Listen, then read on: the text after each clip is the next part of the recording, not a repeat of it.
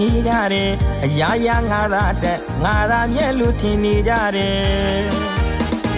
ရာထူးကုန်ရှိန်စည်းသိမ်းများနဲ့ဝင်ကြွားနေပြန်တယ်